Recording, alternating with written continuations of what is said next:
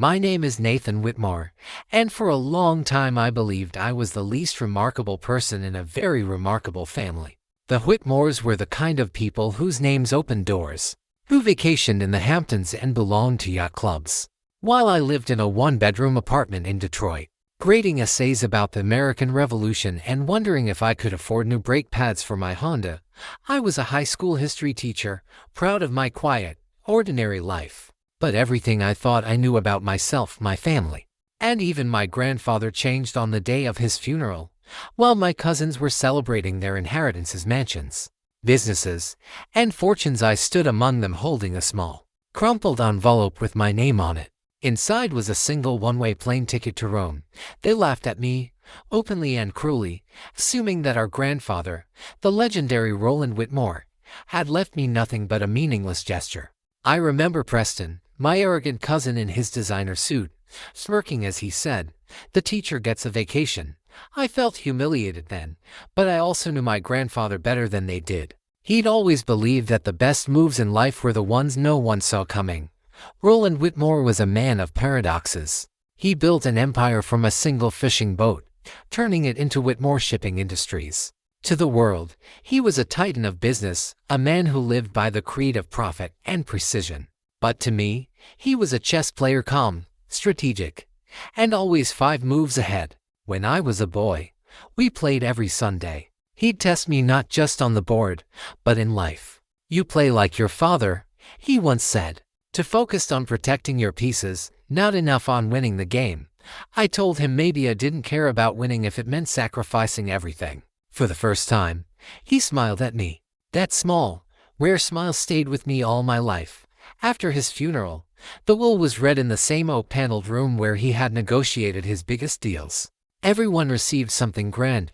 My uncle Vernon got the estate and investments, my cousin Preston inherited the company, and Mallory, his sister, received a Manhattan penthouse and a yacht. Then the lawyer turned to me and handed over that single envelope. Inside, a coach-class ticket to Rome and a note saying I was to open a personal letter only upon arrival. The room erupted in laughter. I remember my mother's quiet, steady voice asking the lawyer, "Is that everything?"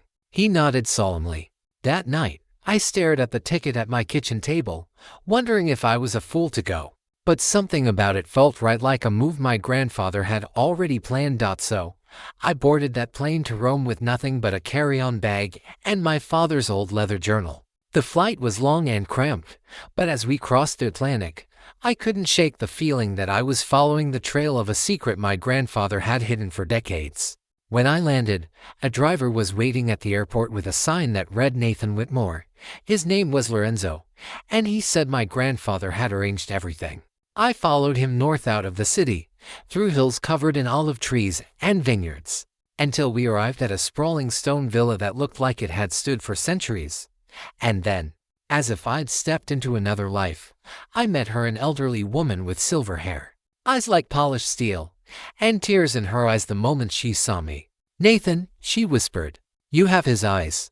Lorenzo introduced her as Sophia Whitmore. My heart stopped. My grandmother had died before I was born, or so I'd always been told. But this woman was very much alive. Over the next few hours, the truth unfolded like something out of a novel. Decades earlier, after World War II, my grandfather had stayed in Italy for reconstruction work. There, he had fallen in love with Sophia, married her, and started a vineyard. When the Korean War broke out, he returned to America intending to come back, but he met another woman, my American grandmother, and started a second family. Rather than choose one life over the other, he kept both. For more than 40 years, he had maintained to families, to worlds, and to legacies. Sophia showed me the records, ownership documents, business accounts, and photos of my grandfather smiling beside her among rows of grapevines. She poured me a glass of wine from their vineyard Eredita, which means inheritance. It was rich, complex, alive with history. Then she handed me a folder of legal papers and a video message my grandfather had recorded a month before his death. On the screen, he looked older but peaceful. "If you're watching this, Nathan," he said, "it means you trusted me enough to take the flight. Good. I gave your cousins what they always wanted, illusions of wealth. The company is failing, the houses are mortgaged, The yacht is leased. But you wanted nothing. So I give you what you never asked for: truth, family, and something real." He explained that the vineyard had grown into a multi-million-dollar business, thriving quietly for decades under Sophia and my uncle Augusto. "This," he said, "is your real inheritance. Not money for its own sake, but something that lives and breathes. Be kinder to your cousins than they were to you. That's what makes you better." His final words still echo in my mind: a checkmate, my boy. I spent the next 3 weeks at the villa, learning about my Italian family. My uncle Augusto, who ran the vineyard, reminded me of my father: steady, patient, and kind. My cousins Marco and Elena welcomed me like a brother. They told me stories about my grandfather laughing in the fields, his hands stained with grape juice, far from the calculating businessman the rest of us knew.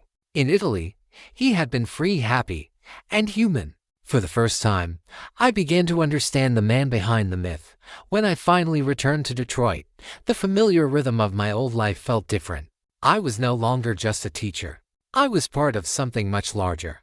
Then, 3 weeks later, the inevitable call came. It was Preston. His voice was trembling. "The company's bankrupt, Nathan," he said. "The accounts were all fake. Dad's lost the house. Mallory's penthouse was repossessed. It's all gone."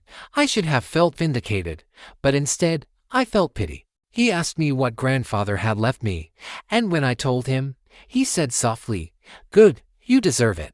You were the only one who actually loved him."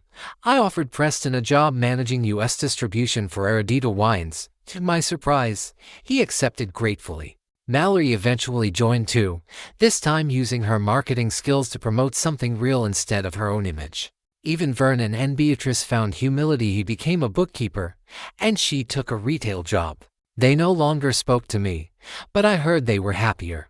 My mother retired and moved to California, painting landscapes in the sun, free from all the burdens she'd carried. As for me, I still teach, though now only part-time. Every summer, I return to Italy, to the villa in the hills where the air smells of grapes and earth, and where I feel closest to the man who changed my life from beyond the grave. I walk through the vineyards with Augusto, learning the business, learning patience. Sometimes we play chess in the evenings. One night, he said, "You know, your grandfather always said the winner isn't the one who takes the most pieces, but the one who knows which pieces matter." I looked at the board, then at the vineyard outside, and realized the truth. My grandfather had won his last game not by outsmarting us, but by teaching us. The crumpled envelope that once made me the family joke became the key to everything I've been missing: connection, purpose, and belonging. My grandfather gave my cousins what they wanted and gave me what I needed: the chance to rediscover who I was and where I came from. In my apartment in Detroit sits one last unopened bottle of Eredita 2024. Labeled in his handwriting, "For Nathan, who understood that the best inheritance isn't what you're given, but what you're trusted to continue." Sometimes on quiet Sunday mornings, I still play chess alone or with my students, or with Augusto when I'm in Italy. Each move reminds me of him. The board, I've learned, isn't just about winning or losing. It's about understanding the patterns that shape our lives, the sacrifices that make meaning, and the trust it takes to follow a path without seeing where it leads. That one small envelope, that single ticket, was the first move in the greatest game I've ever played, and somehow, even after all these years, I still feel like my grandfather is watching, smiling, and whispering, "Your move, Nathan."